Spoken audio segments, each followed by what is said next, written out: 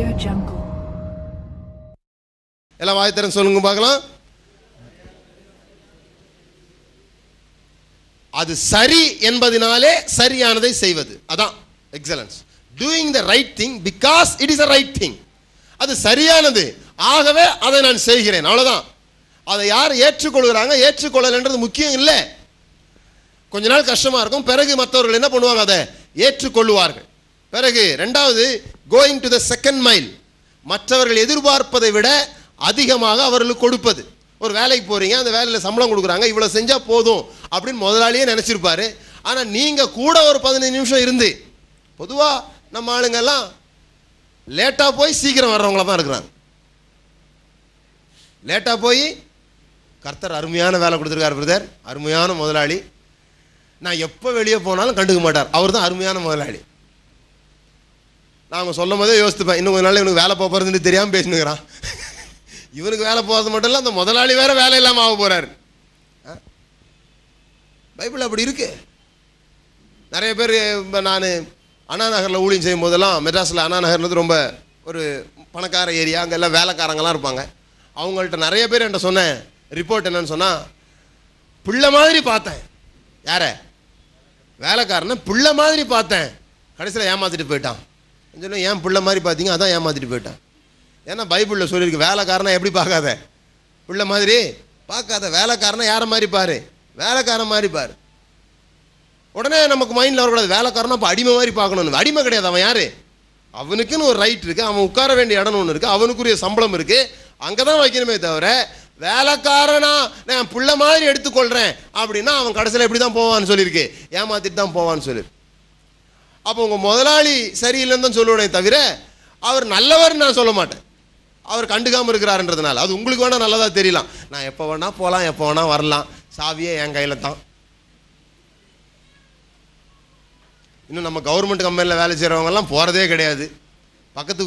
பக்கத்து வீட்டுக்காரங்கள்ட்டே சொல்லி அனுப்பிச்சது, நம்ம கார்டு போட்டுட்டே அப்படியே போகுது. இப்போ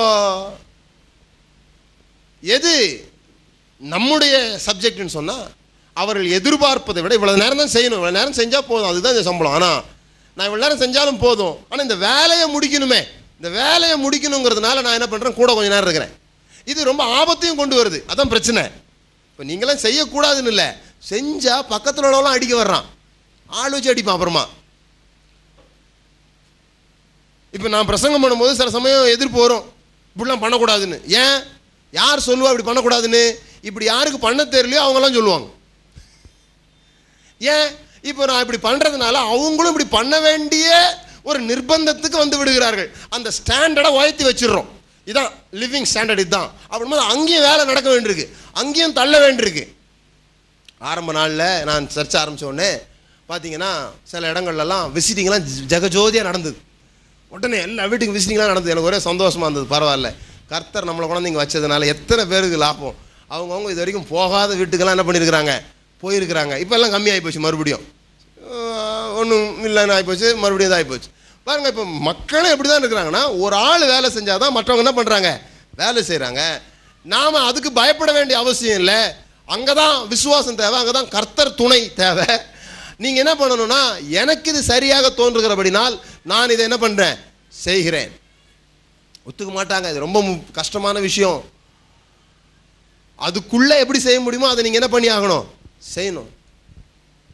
சரி, ஒருவேளை 5 மணிக்கு மேலே உங்களால் இருந்தால் கம்பெனிக்காரங்க ரொம்ப உங்களுக்கு தொல்லை கொடுக்குறாங்கன்னா, அந்த 5 மணிக்குள்ளே எவ்வளோ சிறப்பானதை நீங்கள் செய்ய முடியுமோ அவ்வளோ சிறப்பானதை நீங்கள் செய்யலாம். நான் உங்களுக்கு சொல்லுகிறேன், உங்கள் சம்பளத்தை விட நீங்கள் எதையாவது செய்தீர்கள் என்றால் அதற்கான சம்பளம் சீக்கிரத்திலே உங்களுக்கு வரும்.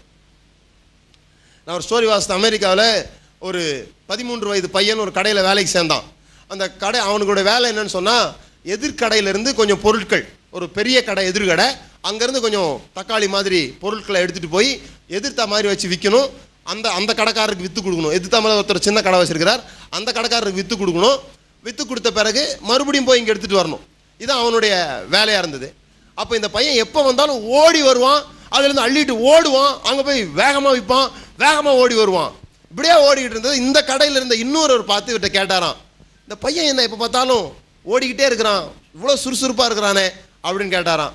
உடனே இந்த கடைக்காரர் சொன்னாராம், இவர்கிட்ட அந்த பையன் வேலை செய்யலை, ஏத்த கடையில் தான் வேலை செஞ்சுட்டு இருக்கிறான். ஆனால் இந்த கடைக்காரர் சொன்னாராம், சீக்கிரத்தில் இந்த பையனுக்கு சம்பள உயர்வு கிடைக்க போகிறது அப்படின்னாராம்.